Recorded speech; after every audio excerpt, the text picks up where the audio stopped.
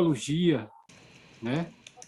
Que eles guardam, são guardiões da floresta, e esse conhecimento da floresta faz com que o povo da Terra, no planeta Terra, admire os povos indígenas por ser guardiões da floresta.